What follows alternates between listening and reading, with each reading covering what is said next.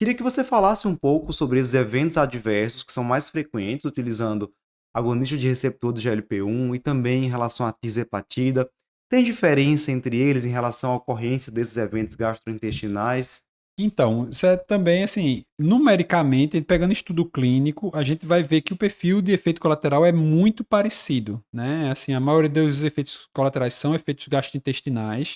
O pessoal às vezes fala sobre alguma diferença, porque, por exemplo, com a tirzepatida, como a gente alcança uma perda de peso maior e muita gente se associaria o efeito colateral com a perda de peso, a gente viu, por exemplo, no Surmount 5, um pouquinho menos, mas pouquinho mesmo, assim, de eventos gastrointestinais com a tisepatida quando comparado com semaglutida. Teve mais efeito colateral em relação à injeção, né? A tisepatida teve mais efeito local de injeção do que a semaglutida. Mas, assim, são diferenças numéricas mínimas que não chega a significância estatística. Então, assim, a maioria dos efeitos colaterais são mais ou menos similares em relação à sua incidência. Os mais frequentes são gastrointestinais. Então, náusea, vômito, diarreia ou constipação, e aí é muito perfil pessoal. E aí a gente tem que tomar alguns cuidados que a gente pode ter, né? Algumas medidas que a gente pode ter para minimizar esses efeitos, né? Isso. Eles trazem nessa publicação alguns cuidados relacionados às náuseas, por exemplo, e vômitos, de fracionar as refeições, né, usar porções menores, evitar alimentos muito gordurosos, moderar no consumo de bebidas alcoólicas, evitar bebidas gaseificadas. Se for o caso, os sintomas mais importantes, pode ser utilizado a ondansetrona, que eles chegam a citar, inclusive, nessa publicação. Em relação à constipação, aumentar o consumo de líquido, e isso é interessante porque com o uso desses medicamentos, pode haver inclusive uma redução da sede pelos Uhum. pacientes, o que contribui para a constipação, né? Então, Isso. aumentar líquido, aumentar fibra, e se for necessário, pode até utilizar laxativos à base de psyllium ou à base do polietileno glicol. Em relação a essa questão da sede, né? Isso inclusive foi motivo até de alerta recente do FDA, né, Luciano? Isso. O FDA emitiu um alerta sobre lesão renal aguda, né? Que é um paradoxo, né? Porque a gente vê assim, tanto a tisepatida como a semaglutida, ela tem benefícios comprovados. A semaglutida tem um estudo específico, né, com nefropatia diabética. A tisepatida indiretamente mostrou esses benefícios nos seus estudos. Então, realmente é lesão renal aguda por desidratação. Então, dentro desses mecanismos, você tem uma alteração renal. Um deles é essa insuficiência pré-renal, né? Que é quando você falta líquido para o rim. E isso acaba aumentando o nível de creatinina, dando alguns efeitos adversos. Então, tanto a questão da inibição de sede, paciente consumir menos líquido, como a própria questão de vômito e diarreia, né? Então, você acaba potencializando. Então, orientar o paciente a quantificar a água total do dia, né? Só, você tem que tomar 1 litro de água, 2 litros de água, 1,5 litro de água. Estabeleça uma meta para o paciente e ele bota uma métrica e vai ficar realmente acompanhando aquele consumo diário que ele precisa. Porque às vezes o paciente não está sentindo apetite, está sentindo nada, vai passar o dia todo e às vezes não consome nada o dia todo. Quando chega em casa à noite, vai, né? Às Uhum. vezes está no corre-corre do dia a dia ali, e não consome nada e tem que ter essa atenção, porque isso pode gerar efeitos adversos. E aí pode ser necessário, inclusive, nesse tratamento, no paciente que está muito sintomático, essa nossa paciente, por exemplo, 4 semanas, dose mínima, ainda está com muita náusea, não tem como a gente aumentar agora para Exato. 0,5. Então pode ser necessário prolongar esse tempo com dose baixa, Uhum.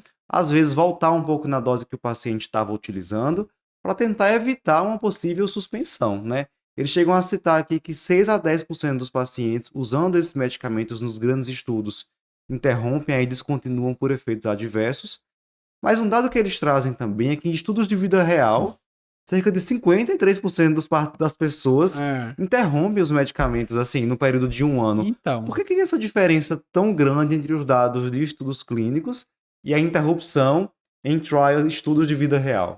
mas isso é assim, o estudo clínico, o paciente está recebendo a medicação, né? Assim, a gente viu muito relato agora nesse período de tisepatida, que o pessoal, não, a melhor coisa da minha vida eu era paciente do estudo clínico, né? Então passou lá 1 ano, 2 anos recebendo a medicação, realmente fez uma diferença muito grande para a vida daquela pessoa e estava no grupo tratamento, né? Então tem todo um acompanhamento específico, está sendo monitorado, tem lá o grupo que está fazendo consultas periódicas, tem toda uma orientação em relação a eventos adversos, isso é bem interessante. Um ponto que tem que ser levado em consideração é que, assim, esses efeitos colaterais, e é interessante essa história da titulação da dose, esses efeitos colaterais, eles, assim, nos estudos não são dose dependentes, tipo assim, o grupo que chegou a 15 tem muito mais efeito colateral que o grupo de 10 e o grupo de 5. mas ele tem mais efeito na hora que você titula a dose, né? Então o de 15 acaba tendo mais, porque ele passou pelas 5, 7,5, 10, 12,5. Então ele passou por todas essas fases de dose, e toda vez que aumenta a dose, é como se tivesse uma reincidência de eventos colaterais que já ocorreram antes. Então é importante isso. Então, se o paciente chega na hora de titular a dose e ele ainda está muito sintomático em relação ao evento adverso, se você titular, né, já está muito sintomático, você vai botar uma dose maior ainda, então vai piorar mais ainda a situação do paciente. Orientar o paciente que é mais frequente desses eventos na hora que muda a dose e orientar que ele deve ter mais atenção, inclusive com essa possibilidade de usar sintomático nesse período, na primeira semana, né? Muita gente tem medo que vai usar um remédio, vai ficar a semana toda passando mal, então, né? Mas os sintomáticos estão aí para ajudar. E a questão do tipo de alimento é bem importante, porque a gente sabe que esses alimentos mais gordurosos, uma refeição mais copiosa, acaba tendo mais evento, né?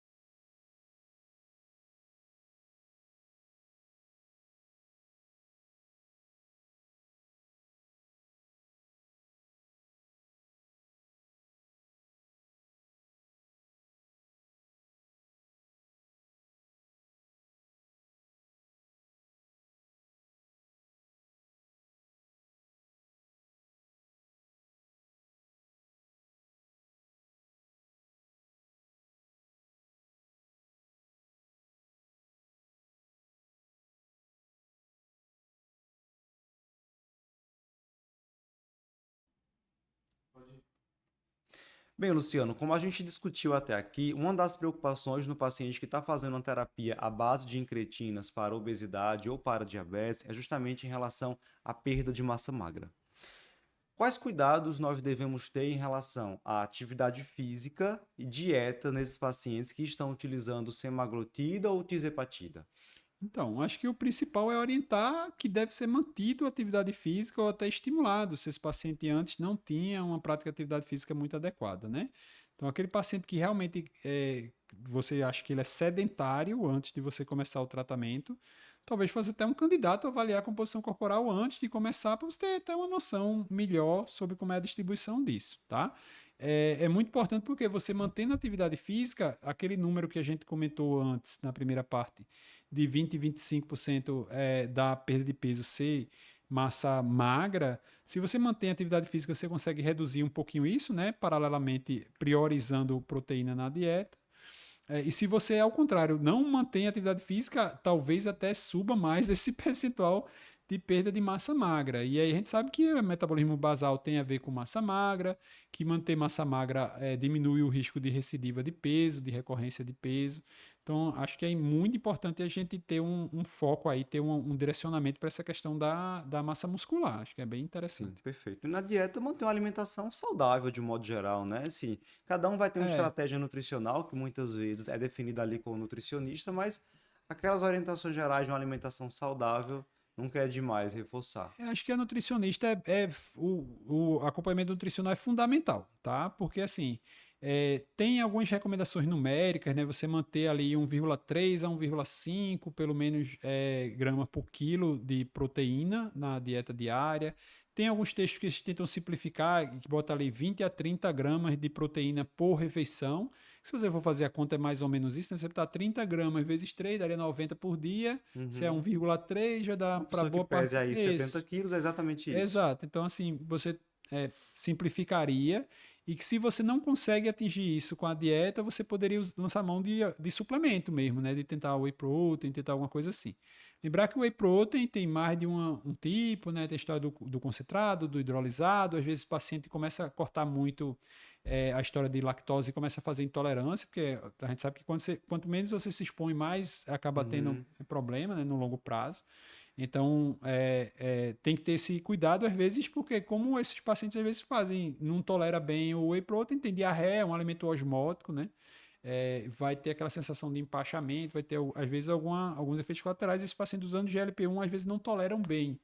Mas isso é muito pessoal, assim, você vai testar e ver como é que o seu paciente vai responder. Então, nesse contexto, nessa avaliação nutricional, na orientação nutricional, você pode achar outros alimentos que tenham uma boa digestibilidade, que tenham um percentual de proteína alto, que pode garantir o aporte sem precisar desse suplemento tão concentrado, né? Para facilitar. Maravilha. Agora, dúvidas práticas, certo? Nossa paciente, ela diz que tem dúvida em relação ao que fazer se houver esquecimento de doses, né? Uhum. Esse artigo do JAMA, ele discute essa questão do esquecimento e discute também em relação a cuidados em relação à cirurgia. Particularmente sobre esquecimento de doses, eles orientam que se o paciente perder 2 doses da tizepatida ou da semaglutida, quando for recomeçar o tratamento, ele deveria recomeçar novamente com a dose mais baixa e aumentar progressivamente. Uhum. Isso nos leva a uma questão, porque se o paciente vai fazer algum procedimento que necessite de sedação, até mesmo uma endoscopia, uma simples endoscopia, ele deveria parar aí o agente 2 ou 3 semanas antes. Então, quando for recomeçar, ele tem que recomeçar novamente de Então, 0,25 miligramas de sema, é. Luciano. Como é que fica isso na prática? Não, assim, na prática é confuso, né? Porque assim, se você for pegar realmente ao pé da letra, é porque a gente tá falando de 2 doses, mas 2 doses já são 3 semanas, assim, tratamento praticamente, que você vai ter essas omissões, né? Então, você vai ter uma exposição a efeito colateral. Acho que tem que individualizar se é um paciente mais sensível, menos sensível, há quanto tempo esse paciente está tratando, se o paciente já está em dose máxima ou não. Também do mesmo jeito, assim, você está na dose máxima, voltar para a dose inicial até para adesão do paciente, talvez atrapalhe um pouco, né? O paciente vai dizer, gente, eu vou tomar a menor dose possível. Talvez até psicologicamente ele ache que aquela dose não vai fazer tanto efeito para ele e ter uma série de eventos adversos. Nos estudos clínicos, tanto com tirzepatida como semaglutida, existiram pacientes que durante o segmento precisaram fazer procedimentos, tá certo? Essa recomendação de 3 semanas é uma recomendação da diretriz brasileira, da SBD, que está sendo revisada. Já acho que era para ter saído semana passada, porque tinham falado, ia sair uma nova recomendação, mas ainda não saiu e que provavelmente vai encurtar esse tempo, tá? Tem uma associação americana de anestesista que baixou para 1 semana, 10 dias. Tem outra associação americana de anestesista que botou as 3 semanas. Então você fica muito ali no viés, né? Então, assim, nesses estudos clínicos, não tem um protocolo. Pelo menos eu não me lembro, não me recordo de ter escrito esse protocolo de quanto tempo antes eles pararam a medicação, quando tinha algum evento, alguma coisa. Mas é descrito que a recuperação de peso foi muito baixa, tá? Assim, a recuperação foi muito baixa. Lembrando, são estudos de um prazo bem prolongado, mais de 1 ano de acompanhamento, né? Então, assim, ali dentro de 1 ano, 2, 3 semanas, né, acaba sendo diluído ao longo desse tempo, né? A gente tem que ter só a recomendação seria voltar para a dose inicial, mas aí isso dá para conversar com o paciente. Acho que na prática muita gente já às vezes estava apertado, esqueceu de comprar por 1 semana, Sim. ou teve algum problema, sei O lá o paciente quê. mesmo já faz isso no dia a dia e nem avisa pra gente, na verdade, né? Ele já volta para a consulta contando que parou É, 2 semanas e reiniciou, e muitas vezes já reiniciou em dose alta mesmo. já a maioria já volta tomando a dose que estava É, tomando. No máximo, como tem essa possibilidade de titular dose, às vezes ele bota uma dose um pouquinho menor e depois já pula rápido para a segunda dose. Mas, assim, na prática de consultório, muito pouco, embora a gente às vezes dê essa orientação, que em bula está escrita assim, mas que na prática muito pouca gente volta para a primeira dose, né, efetivamente. Maravilha. Para fechar, Luciano, acho que é consenso hoje que obesidade é uma condição crônica, né? Uhum. Obesidade é uma doença crônica, assim como hipertensão arterial sistêmica, assim como a asma. Doenças crônicas necessitam de tratamentos também a longo prazo. Uhum. Como é que entra agora a terapia à base de incretinas nesse cenário de uma doença crônica? Então, semaglutida e tirzepatida a longo prazo. É, existem estratégias, por exemplo, para que o paciente consiga manter esses medicamentos por um período maior de tempo para manutenção de peso? Ah, é necessário, por exemplo, mudar de uma droga mais cara para uma droga mais barata? Como é que você tem feito isso na prática? O que é que a literatura fala sobre isso atualmente? Assim, a gente vai ter que lembrar que o tratamento da obesidade tem que ser mantido do longo prazo, tá? O tratamento da obesidade não necessariamente é droga A, ou droga B, ou droga C, né? Então, assim, a gente tem outras opções. A gente pode, assim, não existe nenhum estudo que realmente fez um desmame de medicação de nenhum desses analgésicos, assim, um estudo publicado, controlado, não tem. A gente tem estudo, assim, que interrompeu e estudo que não interrompeu. E os estudos de interrupção, acho que até é uma sacanagem assim, do pessoal do laboratório, porque assim, eles fazem 6 meses de tratamento, aí o grupo interrompe e o outro segue. Então foi um período de titulação de dose só, né? Assim, o cara nem teve manutenção de dose alta, ele já chegou na maior dose, naquela hora que ia entrar na dose plena ali do negócio, Uhum, acabou. pum, cortou, né? Então, assim, aí se você faz a interrupção abrupta, realmente tem um reganho de peso. Nesses estudos clínicos, ao final de um ano, o grupo que interrompe, ele chega, recupera boa parte do peso, mas ele ainda fica um peso menor do que o peso inicial dele, né? Assim, mas obviamente que a gente vê a curva claramente subindo. É óbvio que aí vai ser a opinião de especialista, né? Assim, a ideia se você chegou muito próximo ou chegou no peso ideal ali ao final do tratamento, ou você está vendo que o paciente já está no platô, lembrando que o platô é muito lá na frente, principalmente no bom respondedor. Uhum. No estudo de hepatite, tem estudo de 3 anos já de segmento, e os caras chegaram no final de 3 anos chegando em 30% de média. Então, assim, eles tinham uma média de 21 no final do primeiro ano, e no final do terceiro ano chegaram em 30. Então, assim, continuaram perdendo Sim. depois. Então, quem responde bem continua respondendo. Quem não responde tão bem entra em platô e fica em platô, né? Então, assim, se você já está nessa fase e o paciente vai lhe questionar, vai dizer, porque é exatamente o que ele está dizendo, né? É uma droga de alto custo, que ele não está vendo essa resposta de perda, ele vai ter essa ideia de interromper. E aí é óbvio que para facilitar a gente tem que criar alternativas. Então, caberia tentar fazer uma dose menor, caberia tentar fazer alguma adaptação aí em relação ao tratamento, caberia tentar fazer uma troca de medicamento, como a gente na prática acaba fazendo, buscando algum custo aí mais acessível, mas, assim, isso vai ter que ser individualizado, porque na prática a gente sabe que tem droga que o preço não muda tanto com a dose, né? Assim, continua sendo um custo mais elevado. Então, isso inclusive tem que ser compartilhado com pacientes. Olha, como é que você quer fazer quando chegar lá na frente? Até para começar o tratamento, não adianta você chegar e dizer, ó, eu tenho dinheiro para comprar, sei lá, 3 canetas, ou tomar 3, 4 meses depois vou parar. Não adianta nem começar, entendeu? É melhor talvez você achar uma alternativa que dê mais certo com ele, né? É, eu já vi aula em congresso falando sobre espaçar as doses. Então, se é, por exemplo, um medicamento que o paciente usa semanal, aplicar a cada 10 dias, aplicar a cada Uhum. 15 dias, né? Reforçando que a gente não tem evidência de É, nada não. disso, E você, mas mas veja, você espaçar a dose, você talvez caia na armadilha lá de que teria que voltar a ter efeito colateral e talvez alguma coisa, né? Então, sei lá, eu quero manter uma dose maior, mas vou fazer a cada 15 dias. Vozes da minha cabeça, né? Total, aí não tem fonte nenhuma, né? O talvez cara faça mais sentido manter uma dose menor, respeitando aquele intervalo habitual. o problema disso é que às vezes você não vai ver tanta diferença de custo em relação a essa dose maior e a dose antes dessa maior, e o paciente também pode não se sentir seguro, mas é uma coisa que tem que compartilhar, né? Assim, normalmente o paciente que tem um resultado muito bom e que consegue manter, ele acaba se motivando para tentar Sim, de alguma sim. maneira. E já aconteceu comigo do paciente realizar a tentativa de retirada do medicamento, parar o medicamento e depois voltar, porque viu que realmente, assim, Precisava, né? precisava manter a longo prazo e está mantendo a longo prazo atualmente. Isso. Bem, pessoal, esse foi um videocast um pouco diferente, assim, veja que foi 100% prático. Ele é baseado numa publicação muito boa recente no JAMA Insights, mas 100% voltado para a sua prática em endocrinologia, que é o perfil aqui do nosso curso de atualização em endocrinologia. Se você gostou desse conteúdo, recomenda para os seus amigos e continua acompanhando AFIA Endocrino Papers. Até mais.